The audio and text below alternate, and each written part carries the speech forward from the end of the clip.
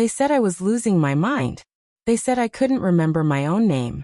So I smiled and let them believe it. Because the truth is, I remember everything. Especially the moment my daughter-in-law tried to steal my life. They said I was losing my mind. They said I couldn't remember my own name. So I smiled and let them believe it. Because the truth is, I remember everything. The first time they told me, it was over tea. The kind of quiet afternoon that used to feel peaceful. Sunlight stretched across the dining table. The same table my husband built with his own hands 30 years ago. I remember noticing the way the light hit the wood grain. Every line, every scratch, every memory carved into it. People with dementia don't notice details like that. But I did. Mom, Lucas said gently, wrapping both hands around his cup. We think it's time to see a specialist. We. Not I. We. I looked at him, really looked. My son had his father's eyes, but not his warmth. Not anymore. There was something else there now. Something distant, something careful. Across from him, Vivian sat perfectly still. Elegant. Composed. Watching. Always watching. I'm fine, I said, keeping my voice soft, uncertain. Just enough hesitation to make it believable. Vivian leaned forward slightly, placing her hand over mine. Her touch was warm, but her grip tightened just a fraction too much. You forgot where you left your phone this morning, she said gently. And yesterday, you called Lucas by his father's name. I blinked. Slowly. As if trying to piece things together. Inside, my mind was sharp. Clear. Perfectly aware that both of those things were lies. I've just been tired, I murmured. Lucas exchanged a glance with her. A quick one. The kind you'd miss if you weren't paying attention. But I was. You don't have to be embarrassed, Vivian continued, her voice soft, almost soothing. Early stages are often subtle. Early stages. She had already decided. Already labeled me. Already built the story. I lowered my gaze to the table, letting silence stretch just long enough. Then I nodded. Just once. And that was the moment everything changed. It started small after that. I misplaced things. On purpose. A spoon left in the wrong drawer. My glasses on the kitchen counter instead of the bedside table. Little inconsistencies. Harmless. Forgettable. Or so they thought. Vivian noticed everything. Too quickly. Too eagerly. Within days she began taking over. I'll handle your medication, she said one morning, already standing by the cabinet before I could answer. I'll organize your appointments. I'll manage the bills for now. For now. Such a gentle phrase. Such a dangerous one. Lucas didn't argue. That was the part that unsettled me most. Not her control. His silence. The first real crack came 3 nights later. I was in the hallway, just outside the kitchen. The house was quiet but not empty. Never empty. Not anymore. Their voices drifted through the half-closed door. It's happening faster than I expected, Vivian said. Her tone was different. Not soft. Not kind. Sharp. Satisfied. Lucas hesitated. Are you sure? A pause. Then very clearly. It's working. I stood there, my hand resting lightly against the wall. Breathing slow. Even. Careful. Because in that moment, I understood something they didn't. They thought they were watching me. Measuring me. Waiting for me to fade. But they had made one mistake. A very dangerous mistake. They underestimated how well I could pretend. The next morning, I forgot how to make coffee. At least, that's what I let them see. I stood in the kitchen longer than usual, staring at the machine as if it were something unfamiliar. My fingers hovered over the buttons, hesitating, trembling just slightly. Behind me, I heard footsteps. Soft. Measured. Vivian. Need help? She asked gently. I turned toward her, blinking as if I had just been pulled from a fog. I can't remember which button. Her smile was immediate. Too immediate. Oh, that's all right, she said, stepping closer. These things happen. These things. Plural. Already a pattern in her mind. She reached past me, pressing the button with practiced ease. The machine hummed to life, filling the silence between us. I watched her reflection in the chrome surface, sharp eyes focused, calculating. Not worried. Never worried. By noon, my world had begun to shrink. My phone was no longer on the table where I always kept it. Where's my phone? I asked, letting just enough confusion slip into my voice. Vivian didn't even look up from the tablet in her hands. I have it, she said casually. Just for now. Too many notifications can be overwhelming. Overwhelming. Another soft word. Another cage. I might need it, I said. For what? She asked, finally glancing at me. A simple question. But her eyes held something sharper. Testing. Measuring. I hesitated. Just long enough. I don't remember, I admitted. And there it was. The smallest flicker of satisfaction in her expression. Lucas came home earlier than usual that evening. I heard the front door open, the familiar sound echoing through the house. For a moment, something in me reacted instinctively, relief maybe, or habit. But when I stepped into the living room, that feeling disappeared. Hey Mom, he said, loosening his tie.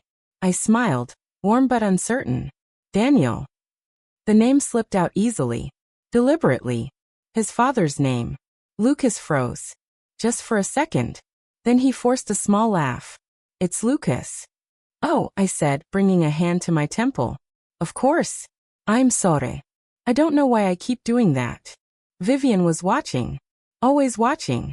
That's okay, she said softly, stepping beside him. It's completely normal. Normal. She kept using that word, as if she were rewriting reality with it. Dinner was quieter than usual. Lucas spoke less. Vivian spoke more. About doctors. About appointments. About next steps. I listened, nodding at the right moments, letting my gaze drift just slightly, as if I were struggling to keep up. Inside, I counted every word, every glance, every shift in tone. You left the stove on this afternoon, Vivian said suddenly. I looked up, startled. I did. She nodded. It could have been dangerous. A lie. I hadn't even used the stove. But Lucas didn't question it. He just sighed, rubbing his forehead. We can't ignore this anymore. Ignore what? The story she was building? Or the one he was choosing to believe? That night, I lay in bed, staring at the ceiling. The house was quiet again. But not safe. Not anymore. I turned my head slightly, listening. Footsteps in the hallway. A door opening. Then Vivian's voice, low, barely above a whisper. She's getting worse faster than expected. A pause. Lucas answered, his voice tighter than before. Are you sure this is the right way? Another pause. Then clearer this time. It's the only way. Silence followed. Heavy. Final. I closed my eyes slowly, letting my breathing even out, as if I were already asleep. But my mind was wide awake. Because now I understood something even more dangerous than before. This wasn't just manipulation. This was a plan. And I had just stepped into the middle of it. The documents arrived on a Thursday. Mid-morning. Quiet. Ordinary. Exactly the kind of moment people choose when they want something to feel. Harmless. I was sitting by the window, a book open in my lap. I hadn't turned the page in 20 minutes, but from a distance, it looked convincing enough. Footsteps approached. Vivian again. Always precise. Always on time. Eleanor, she said softly. She had started using my name more often. Not Mom. Not anymore. I looked up slowly, blinking as if I needed a second to recognize her. Yes. She smiled, holding a thin stack of papers in her hand. I need your help with something. Help. Another gentle word. Another lie. She sat across from me, placing the papers carefully on the table between us. I let my eyes drift over them, unfocused at first. Then gradually I leaned in, as if trying to understand. What is it? I asked. Just some routine paperwork, she said lightly. It'll make things easier for everyone. Everyone. I reached for the top page. My fingers moved slowly, deliberately unsteady. But my eyes were sharp. Power of attorney. Asset authorization. Financial control transfer. The words were clean. Official. Legal. Prepared. Not something you put together overnight. This had been planned. For a long time. I don't understand, I murmured, letting my voice tremble just enough. Vivian leaned closer, her tone softening. It's okay, she said. That's exactly why we need this. Need. She spoke like someone explaining something to a child. If anything happens, she continued, Lucas and I can take care of things for you. I glanced up at her. Lucas and I. Not Lucas. Not your son. Her. Always her. Lucas entered the room a moment later. Right on cue. As if he had been waiting for this. Hey, he said, his voice cautious. His eyes flicked to the papers. Then to me. Then quickly away. Guilt. There it was. Small. But real. Your mom just needs to sign a few things, Vivian said smoothly. A few things. Lucas nodded too quickly. It's just precaution, he added. Precaution. I almost smiled. I lowered my gaze again, staring at the signature line. My name was already printed there. Eleanor Whitmore. All that was missing was me. My hand tightened slightly around the pen Vivian placed in my fingers. It felt heavier than it should have. Not because of the weight. Because of what it meant. I don't remember agreeing to this, I said quietly. Vivian didn't hesitate. That's exactly the point, she replied gently. Silence settled over the room. Lucas shifted beside her, but he didn't speak. Didn't defend me. Didn't question her. He just stood there. Watching. Waiting. I let my hand tremble. Let my eyes lose focus. Let confusion settle across my face like a mask. Then slowly, I nodded. Okay, I whispered. Vivian's smile deepened. Victory. Too early. The pen touched the paper. Hovered. Paused. Then moved. Not a signature. Not yet. Just enough motion to make it believable. Just enough hesitation to sell the act. Because while they were watching my hand, they weren't watching my eyes. And in that moment, I read everything. The account numbers. The clauses. The hidden terms buried in legal language. Transfers that wouldn't just help manage. They would erase me. Completely. I lowered the pen. I'm tired, I said, pulling my hand back slightly. Vivian's expression flickered. Just for a second. Annoyance. Of course, she said quickly, recovering. We can do this later. Later. She thought she had time. But as she gathered the papers, I leaned back into my chair, letting my gaze drift again, unfocused, distant. Harmless. Forgetful. Easy to control. Inside, my mind was already moving. Calculating. Planning. Because now I knew the truth. This wasn't just about control. It wasn't just about money. This was a takeover. Carefully designed. Patiently executed. And they believed I was already too far gone to stop it. They were wrong. That night, I forgot where my bedroom was. At least, that's what they saw. I stood at the end of the hallway, staring at two identical doors as if I had never seen them before. My fingers traced lightly along the wall, searching for something familiar that I pretended I couldn't find. Behind me, a voice. Eleanor. Vivian. Always calm. Always composed. I turned slowly, letting confusion settle into my expression. I don't know which one is mine. She stepped closer, her heels soft against the floor. Not rushed. Not surprised. Almost expectant. This one, she said, guiding me gently by the arm. Her touch lingered a second too long, like she was testing something, measuring progress. Inside the room, I sat on the edge of the bed, hands folded loosely in my lap. Vivian didn't leave immediately. She never did anymore. Instead, she watched. You've been getting worse, she said quietly. Worse. Such a convenient word. I'm trying, I whispered, lowering my gaze. And for a moment, just a moment, she smiled. Not kindly, not gently, but with satisfaction. When she finally left, I waited. 10 seconds. 20. 30. Then I stood up. My posture straightened. My expression changed.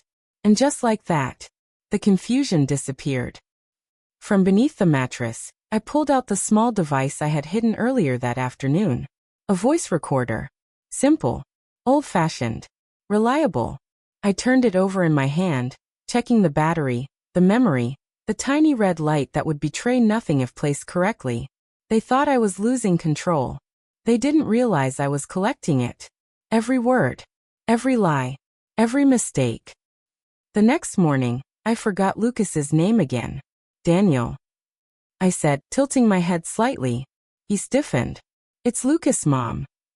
Oh, right, I murmured, pressing my fingers lightly to my temple. Vivian watched from the kitchen doorway. Always watching. Always learning. I made sure to drop a glass that afternoon.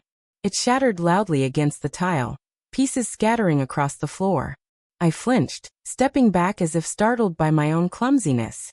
I didn't mean to. I started. It's okay, Vivian said quickly, already moving toward me. You shouldn't be handling things like this alone anymore. Like this. Fragile. Dangerous. Unreliable. She knelt to pick up the pieces. And that's when I saw it. Her phone. Resting on the counter. Unlocked. Recording. My breath slowed. Careful. Even. So she wasn't just observing. She was documenting. Building a case. Creating proof. Of what? Of my decline. That night, I made my move. I waited until the house fell quiet. Until the lights dimmed. Until the rhythm of their footsteps disappeared behind closed doors. Then I stepped into the hallway. Silent. Certain. Awake. The recorder sat in my hand. Small. Invisible. Powerful. I placed the first one in the living room. Behind the bookshelf. Tucked just out of sight. The second. In the kitchen. Near the table where conversations lingered longer than they should. The third. I kept.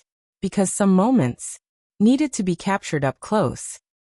As I returned to my room, I paused outside their door. Not close enough to be heard. Just close enough to listen. We need to move faster, Vivian was saying. Lucas sounded uncertain. I don't know, this feels too slow, she cut in. If we wait, something could go wrong. Silence. Then quieter. She's already slipping. We just need to push a little more. I stepped back, my expression unreadable. Because in that moment, something became very clear. This wasn't just happening. It was being accelerated. Controlled. Designed. Back in my room, I sat down slowly, placing the recorder beside me. The red light blinked once. Steady. Patient. Like me. They thought my world was falling apart. Piece by piece. Memory by memory. But what they didn't understand, what they couldn't see, was that I was the one rearranging it. Carefully. Deliberately. Until everything was exactly where I needed it to be. And when the time came, I wouldn't forget anything. The performance improved. That's what Vivian would have called it. From her perspective, I was getting worse. More forgetful, more fragile, more dependent. But in truth, I was becoming precise. Controlled. Dangerous. It started with the visitors. Vivian began inviting people over more often. Neighbors. Friends. Even a nurse, once. I just want someone to take a look at her, she told Lucas, loud enough for me to hear. Just to be safe. Safe. I sat quietly in the living room as they spoke around me, about me, like I was no longer part of the conversation. Mrs. Whitmore. The nurse said kindly, kneeling in front of me. Do you know what day it is? I blinked slowly. Let my gaze drift. Tuesday. I guessed.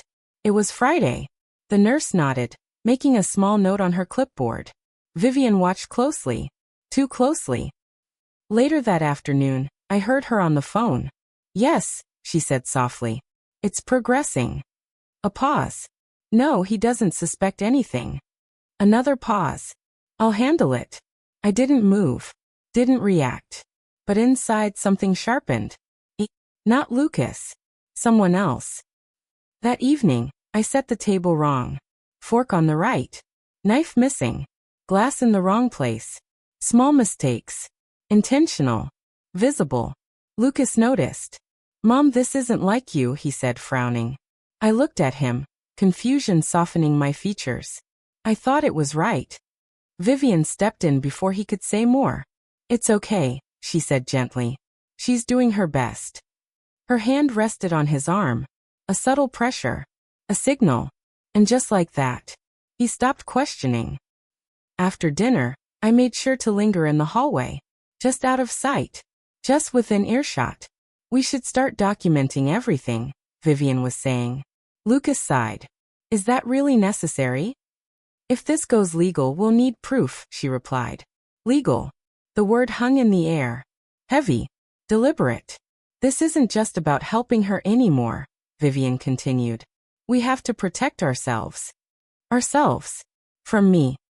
I stepped away before the silence broke. Back into my room. Back into character. The recorder was full. I sat at the edge of my bed listening. Her voice. Clear. Sharp. Unfiltered. She won't understand what she's signing anyway. Click. Another recording. We just need her to decline faster. Click. Another. Once everything transfers, it's over. I closed my eyes briefly. Not from weakness. From focus. Because now I understood the full shape of it. This wasn't panic.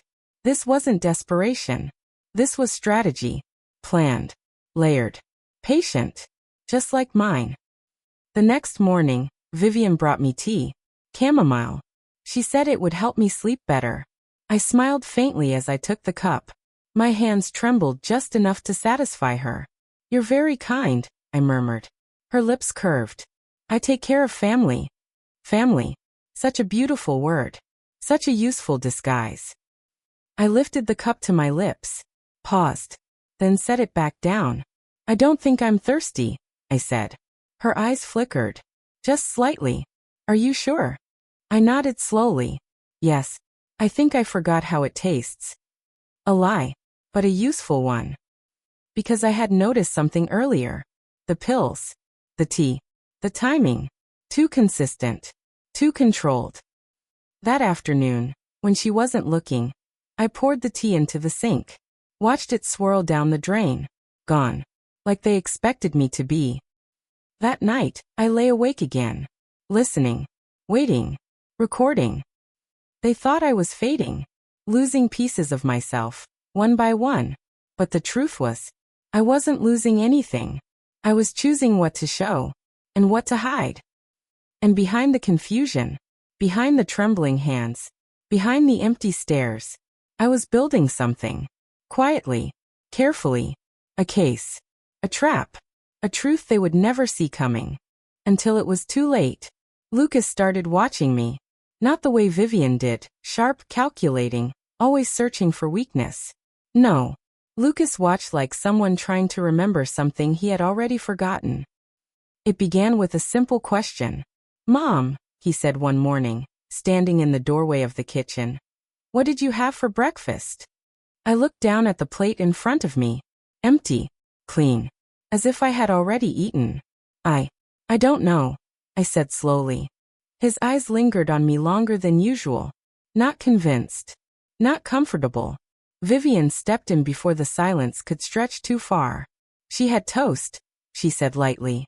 I made it for her. Lucas nodded, but something in his expression didn't settle. A crack. Small. But real. Later that afternoon, he found me in the living room. I was sitting in the same chair, hands folded, staring at nothing. Or at least, that's what it looked like. Mom, he said again, softer this time. Do you remember where you used to keep Dad's documents? I blinked slowly, turning my head as if the question had to travel through fog before reaching me. Documents. Yeah, he said. Important papers. Accounts. Things like that. I let silence fill the space. Let uncertainty settle into my face. Then I shook my head. I don't remember. He didn't respond right away. Just stood there. Watching. Thinking. Then finally.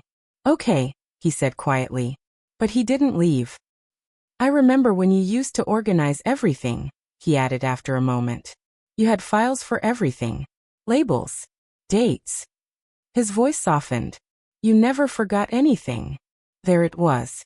Not suspicion. Memory. His. Not mine. I looked at him, letting something flicker behind my eyes. Recognition.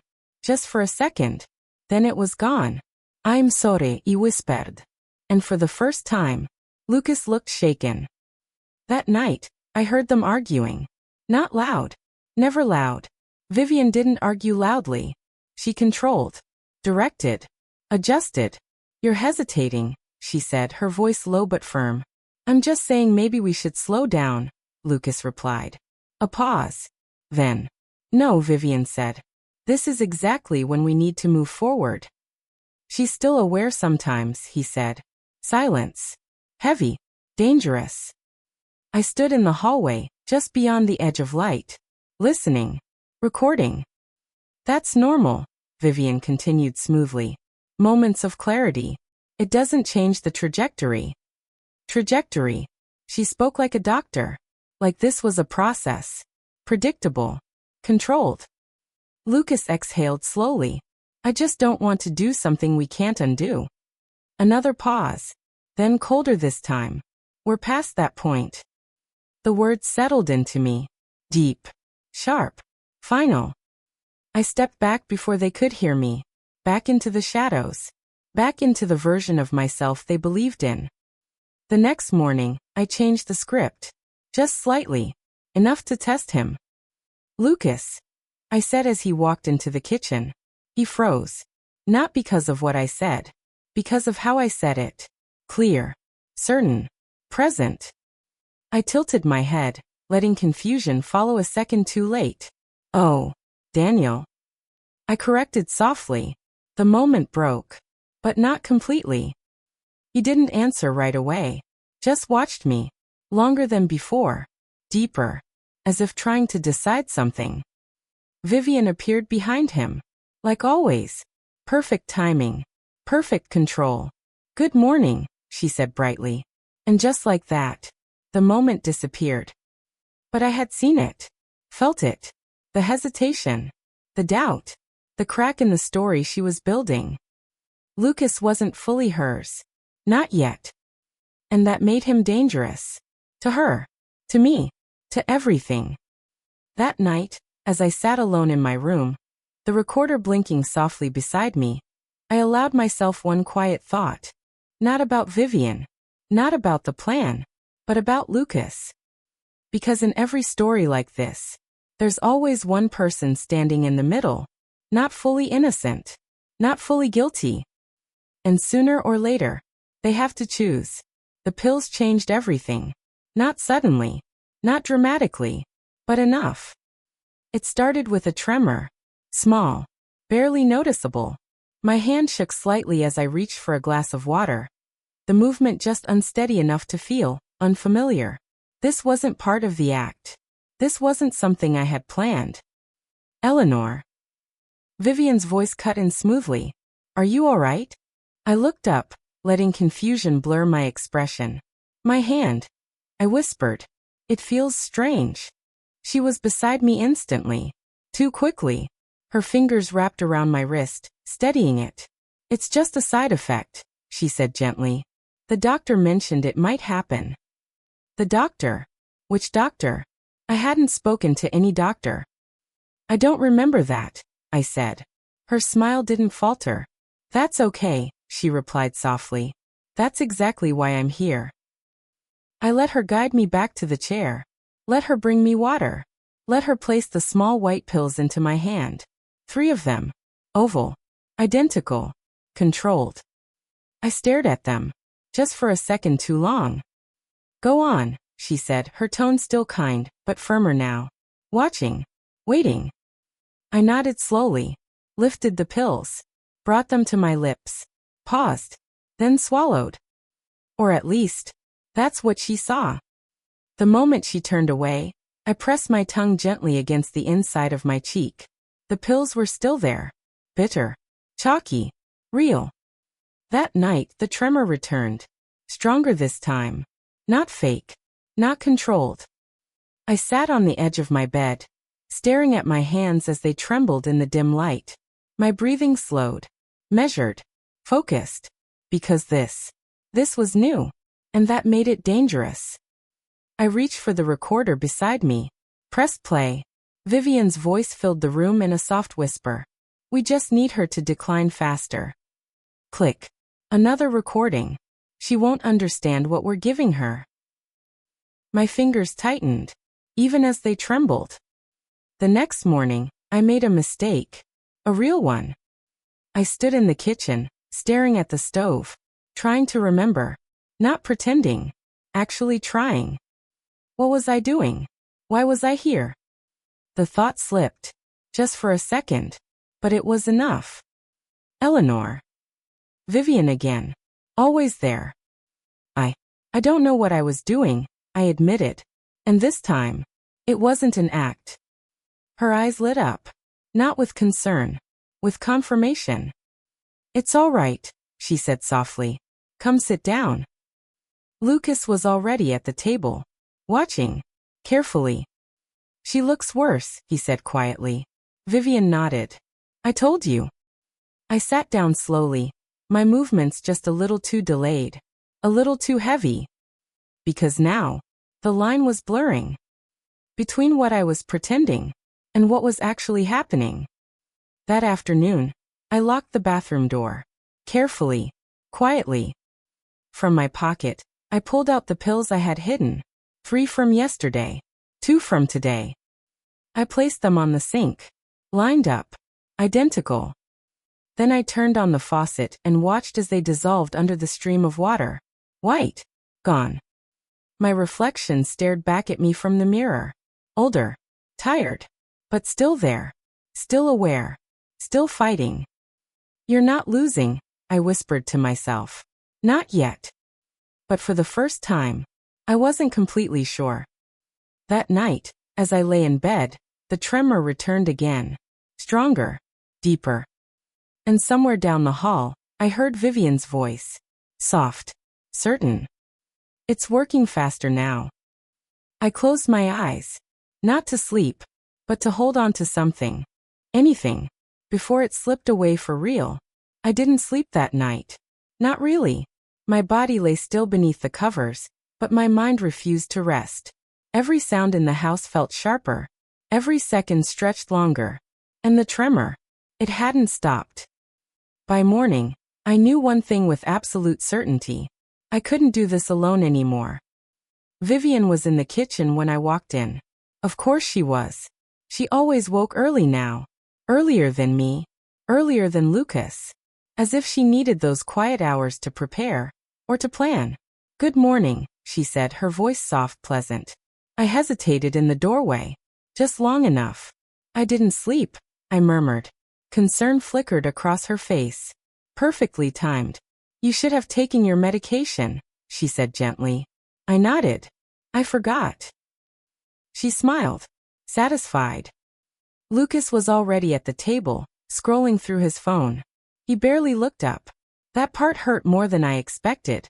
Not because I needed his help, but because once, he would have noticed. I have an appointment today, Vivian said casually, pouring coffee. Doctor? Lucas asked. No, she replied. Just errands. Errands. I lowered myself into the chair slowly, letting my hands rest in my lap. Still trembling. Still not entirely under my control. Can I come with you? I asked suddenly. Both of them looked at me, surprised. Vivian recovered first. I don't think that's a good idea, she said. It might be overwhelming. Overwhelming. That word again. I just don't want to be alone, I whispered. And this time, that wasn't entirely a lie. Lucas glanced at Vivian. Waiting. Always waiting. She hesitated. Just for a moment. Then nodded. All right, she said. But only for a little while. That was all I needed. The car ride was quiet. Vivian drove. I sat in the back seat, watching the world pass by through the window. Trees, buildings, people moving freely through lives that hadn't been carefully rearranged. Not like mine. We stopped in front of a small office building. Plain. Unremarkable. Safe. What are we doing here? I asked, letting confusion return to my voice. Just a quick stop, Vivian said, already stepping out of the car. Inside, the air smelled faintly of paper and polished wood. Offices lined the hallway. Doors with names.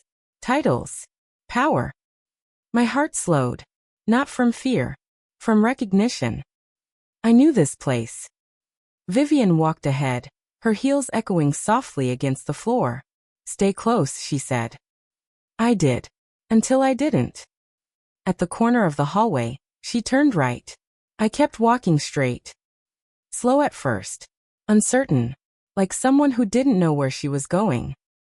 Then faster. More certain. My hand brushed lightly against the wall as I moved, counting doors. 1, 2, 3. There. Arthur Cole. The name was still there. Exactly where I remembered. For a moment my vision blurred.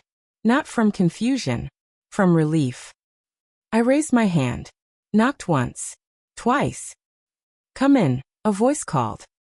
I stepped inside and closed the door behind me. Arthur Cole looked up from his desk, his expression shifting from mild curiosity to something sharper. Recognition. Mrs. Whitmore, he said, standing. I held his gaze. Steady, clear, unmistakably present. I don't have much time, I said quietly. No hesitación. No confusión. No act. His eyes narrowed slightly. Understanding. Then you'd better start talking, he replied. I stepped closer, my voice low but firm. They think I'm losing my mind, I said. A pause. I need you to help me prove that I'm not. Outside, footsteps passed the door. Vivian. Looking. Searching. But inside that room, for the first time, I wasn't alone anymore. Vivian knew. Not immediately. Not when I stepped out of Arthur Cole's office with my posture slightly bent again, my gaze unfocused, my steps uncertain. But later. She knew. The moment we got home, the air changed.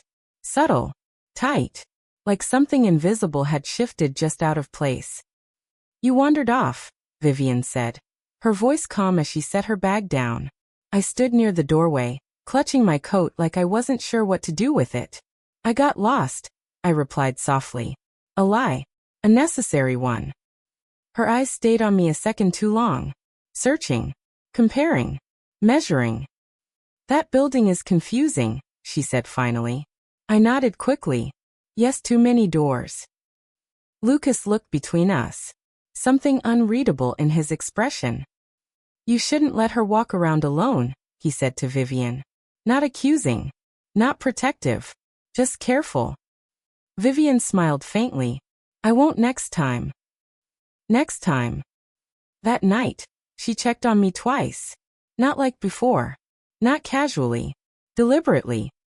The first time, I was sitting on the bed, staring at the wall. Still. Empty. Exactly what she expected. Are you all right? She asked. I blinked slowly. I think so.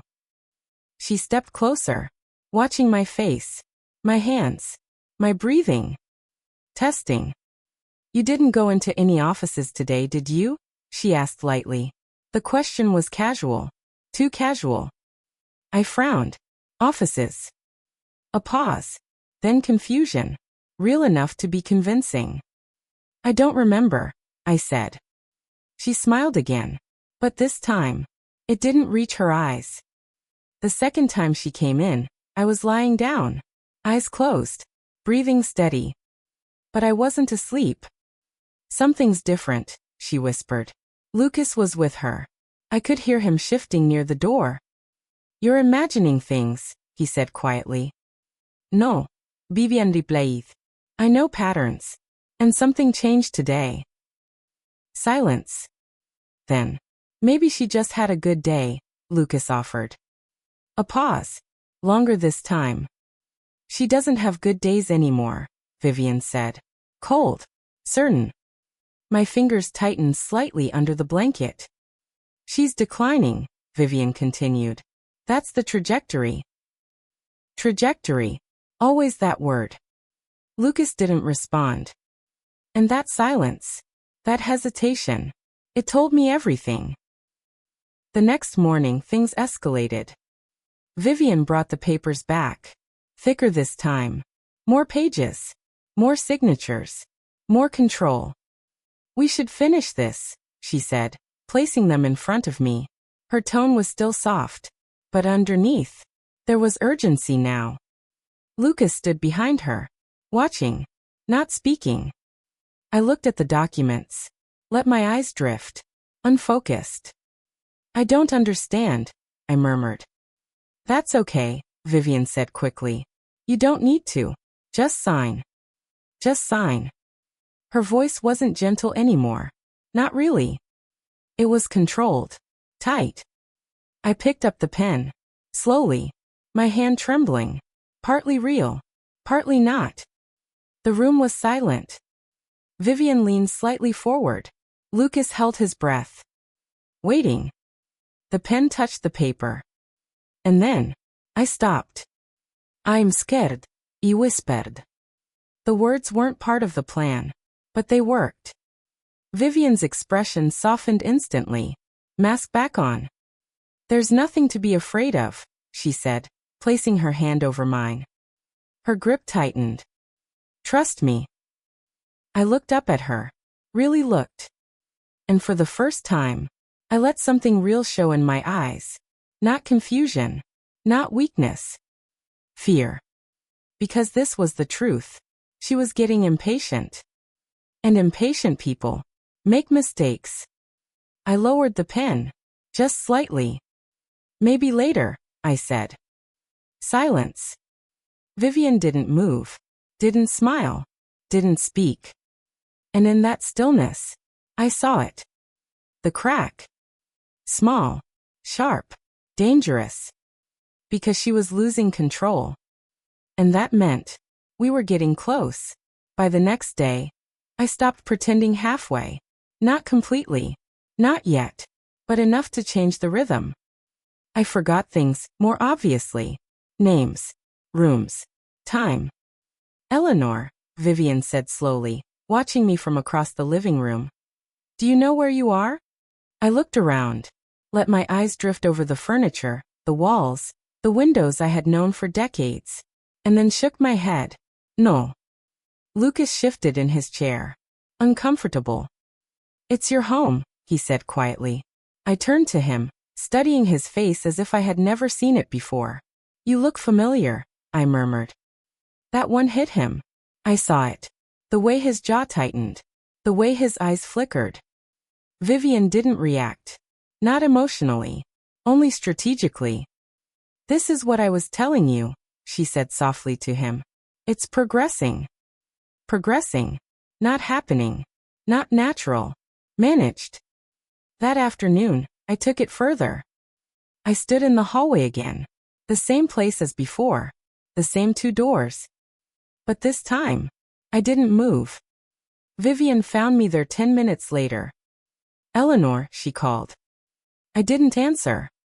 She stepped closer. Eleanor. Still nothing. Then slowly, very slowly, I turned my head. And smiled. Not confused. Not lost.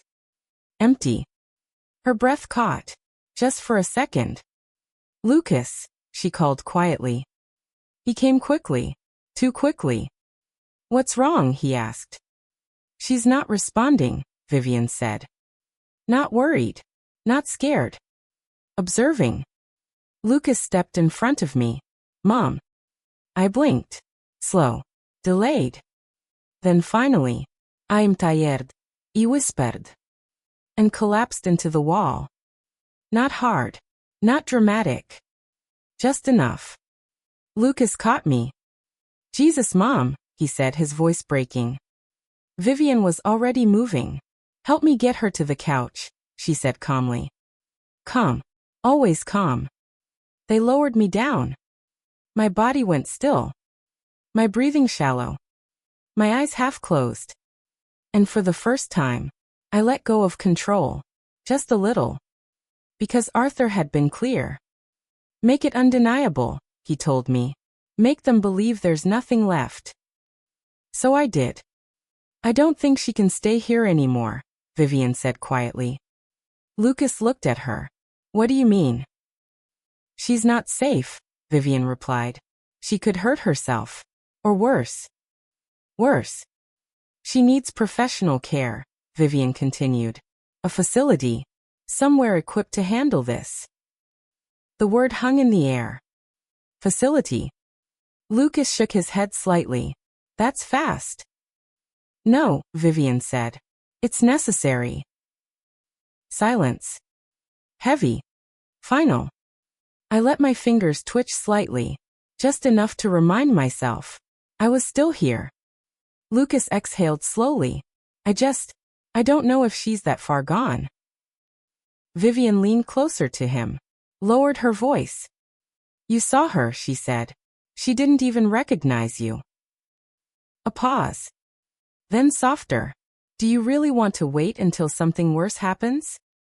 That did it. I felt it. The shift. The moment he started to give in. Okay, Lucas said finally. One word. And everything changed. Vivian straightened. Satisfied. I'll make the arrangements, she said. Of course she would. That night, I lay in bed again. Still. Silent. Watching the darkness settle around me. The act was complete now.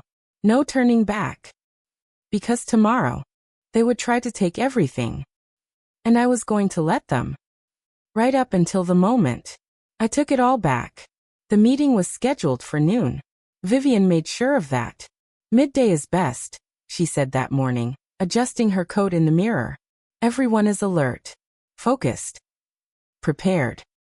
I sat at the dining table, hands folded, eyes distant. Silent. Compliant. Exactly what she needed me to be. Lucas stood near the window, restless. He hadn't slept well. I could tell. His movements were slower. His thoughts heavier. You don't have to come if you're not ready, he said to me, his voice softer than usual. I looked up at him. Let confusion cloud my face. Where are we going? I asked.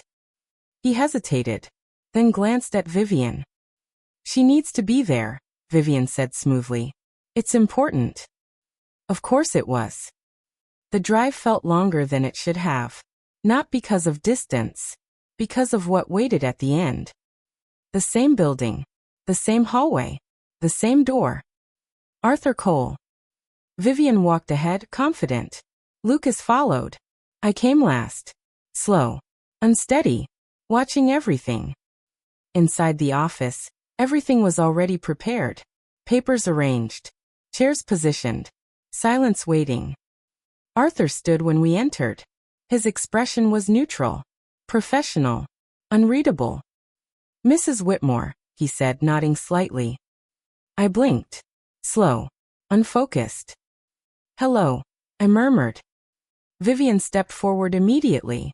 Thank you for seeing us on such short notice, she said. Arthur gestured toward the chairs. Of course. Please sit. We did. Vivian placed the documents on the desk. Neatly. Confidently. We're here to finalize the transfer, she said. Transfer. Such a clean word. Arthur glanced at the papers. Then at me. Mrs. Whitmore, he said carefully. Do you understand why you're here today? I looked at him. Let the silence stretch. Let the uncertainty settle. Then. I think so. I whispered. Vivian smiled. Arthur didn't. And what is it that you think you're signing? He asked. I lowered my gaze. My hands trembled. Real. And not. I don't remember, I said. Vivian leaned in slightly. She's been struggling, she explained. That's why we're trying to make this as simple as possible. Arthur nodded slowly. Too slowly. I see, he said. He picked up the top document. Flipped a page. Then another. The room was quiet. Heavy. Lucas shifted in his seat. Vivian waited. I breathed. Slow. Even. Then Arthur set the papers down. There's just one thing I need to clarify, he said. Vivian's smile tightened. And what's that? She asked. Arthur turned to me. Held my gaze. And in that moment, everything changed. Because I straightened. Not slowly. Not uncertainly. Completely. My hands stopped trembling. My eyes cleared. My voice, when I spoke, was steady, sharp, unmistakably present. I remember everything, I said. Silence. Absolute. Lucas froze. Vivian didn't move, didn't breathe. Arthur leaned back slightly, waiting. I reached into my coat, pulled out the recorder, placed it gently on the desk. Would you like to hear what I've been forgetting? I asked. No one answered. I pressed play. Vivian's voice filled the room, clear, cold, unfiltered. She won't understand what she's signing anyway. Lucas's head snapped toward her. Another clip. We just need her to decline faster. Vivian's face drained of color. Another. Once everything transfers, it's over. The room felt smaller, tighter, closing in. I think, I said calmly, we should all take a moment to remember. The silence didn't break all at once. It cracked, slowly. Lucas was the first to move. He looked at Vivian, really looked this time. Not as his wife, not as his partner, but as someone he no longer recognized. Is that true? He asked, his voice unsteady. Vivian didn't answer immediately. For the first time since I had known her, she hesitated. It's taken out of context, she said finally. Careful, controlled, but thinner now. I reached forward and pressed the button again. He doesn't suspect anything. Another. If we wait, something could go wrong. And one more. She's already slipping. We just need to push a little more. Lucas flinched. That's enough, Vivian snapped suddenly. Her voice cracked sharp across the room. No softness. No mask. There's no need for this performance, she continued, standing up too quickly. She's clearly unstable. Anyone can see that. Arthur spoke for the first time since the recordings began. Calm. Measured. Final. Actually, he said, what I see is very clear. Vivian turned toward him. And what exactly is that? He folded his hands on the desk. Attempted fraud, he replied. Coercion. And potentially medical abuse. The words landed like stones. Vivian laughed. Short. Sharp. Desperate. That's ridiculous, she said. You're taking the word of a woman who can't even remember her own son. I stood up. Slowly. Deliberately. I remember him perfectly, I said. Lucas looked at me. And this time, he didn't look confused. He looked ashamed. I just wanted to believe you didn't, I continued. Silence. Vivian's composure began to fracture. You're lying, she said. All of this is manipulation. I tilted my head slightly. Yes, I said softly. It is. She froze. The difference, I added, is that I used it to survive. Arthur slid a document across the desk. These are copies of the recordings, along with a formal report, he said. If this proceeds legally, it will not end well. Vivian's eyes flicked to Lucas. Searching. Waiting. But he didn't move. Didn't defend her. Didn't speak. Because the choice had already been made. I didn't know it would go this far, he said finally. I looked at him. That's the problem, I replied. You didn't want to know. The room fell quiet again. But this time, it was different. Not tense. Not uncertain. Finished. Vivian klappte her back. Her movements sharp. Uncontrolled. This isn't over, she said, her voice low. I met her gaze. Calm. Unshaken. No, I said. It is. She hesitated. Just for a second. Then she turned. And walked out. The door closed behind her with a soft click. Lucas sank back into his chair. I'm sorry, he said. I didn't answer right away. Because some words don't fix anything. I lost your father, I said quietly. I will not lose myself too. He nodded. but he couldn't meet my eyes. Weeks later, the house was quiet again. Truly quiet. No whispers behind doors. No careful footsteps in the hallway. No one watching. I sat at the same table. The sunlight fell across the wood, just as it always had. My hands rested in my lap. Still. Steady. Mostly. Because sometimes, just sometimes, I would forget where I placed my glasses, or why I walked into a room. Small things. Harmless things. Or maybe not. I picked up my tea, held it for a moment, then smiled faintly. Because the truth was, I had only pretended, at the beginning.